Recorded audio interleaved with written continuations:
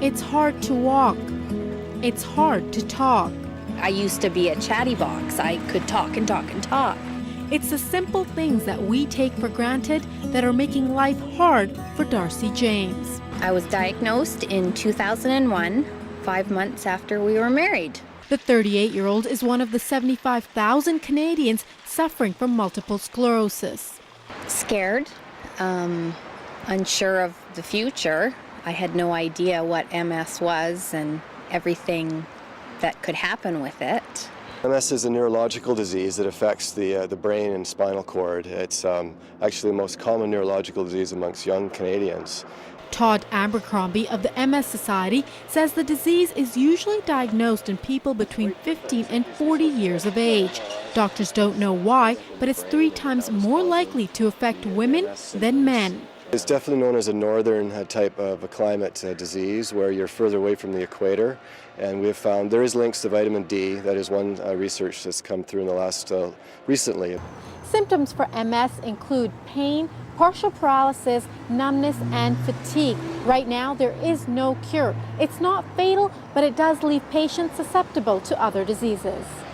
Diseases like MS are also very hard on relationships. And for Darcy and her husband Kevin, it could have destroyed their marriage, especially being diagnosed so soon after tying the knot. When I found out I had MS, I said, you didn't sign up for this, so, if you want to leave, I totally understand.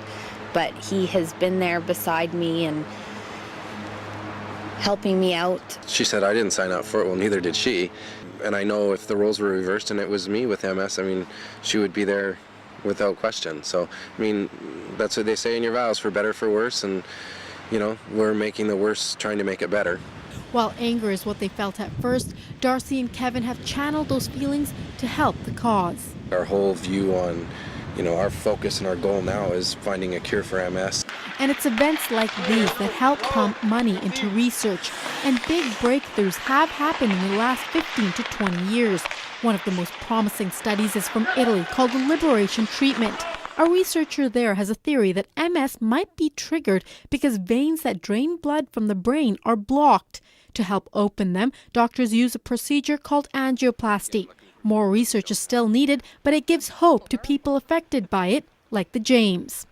It's hard to get too excited because we've also heard of some other drugs that came out that were supposed to be miracle drugs, and they didn't pan out to be that.